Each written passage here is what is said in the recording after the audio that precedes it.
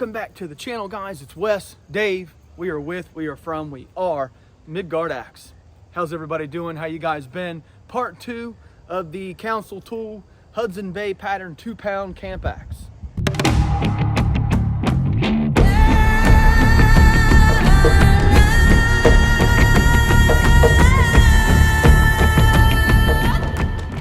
As you can see here, guys, got a nice finish on this handle. I really like this handle.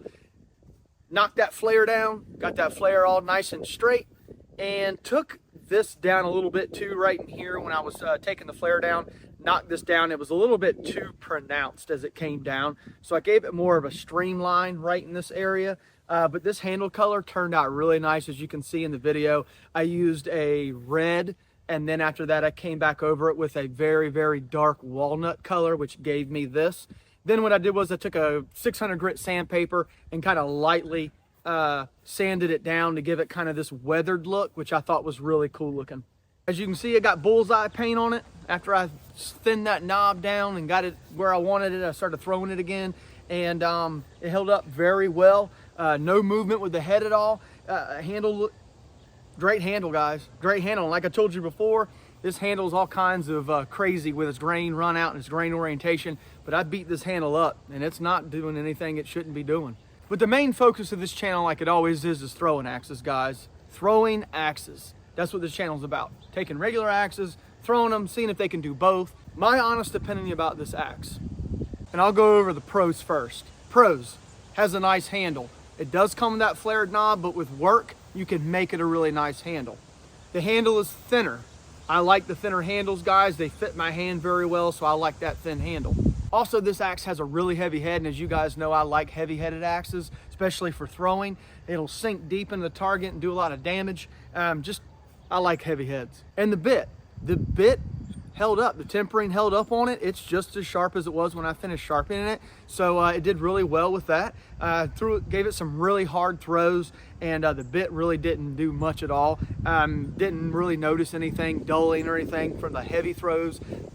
It just held up, guys. If you guys haven't checked, go back and watch part 1. I do a lot of throwing in that video, especially at the end. I go over bullseye after bullseye, throwing it really hard. And I've really tested the seatment of this axe, and it's seated really well, so I didn't have any issues with that.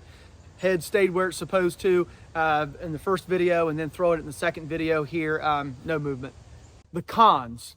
Okay, so I did read some reviews online, and they did say, a lot of people are saying, I guess guys with really big hands are complaining that the handles are too thin. I can understand that if you've got a bigger hand, and there are handles that are too thin, okay? I understand that. So some people, if you got bigger hands, guys, the Council Tool handles do come a little thinner, and they literally fit me perfectly. I don't have to do anything thinning-wise to these handles. So that is something you should probably look for if you do got bigger hands.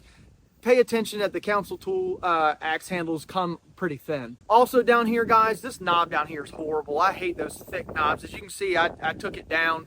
The knob's just too big down here, okay? If you're using it just for, chopping or something, I can understand, or splitting, that knob's probably not going to be a big deal to you. But if you're trying to do both with it, that knob really needs to come down. And especially this pronounced edge down here on the top of the knob was way too high. I knocked it down to give it more of a streamline. So if you do plan on throwing it, plan on having to knock the knobs down on the side here, and taking care of this and making it a little lower, because what'll happen is when you go to throw, you'll start hanging up on this. It's like it wants to stick on your hand, so you'll get a lot of missed throws from that, and also that flared knob down here, guys, will cause it to kick out of your hand when you throw it.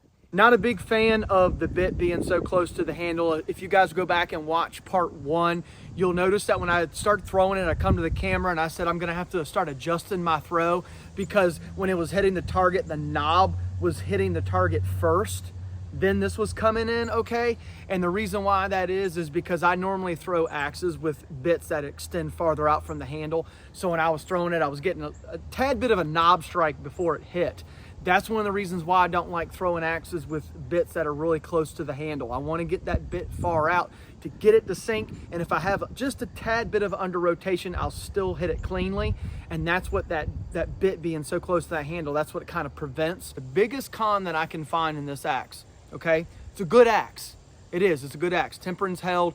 the seatment's held, everything's held, and it comes in for about $62 to $65, okay? So it's not a bad axe at all. But there is one reason why I may choose other axes over this for axe throwing. And if I did throw it, I would only stay at one rotation, a single rotation. And the reason why that is, guys, if you take a look at this axe, look how much heft we have down here in the pole. This pole is huge, okay?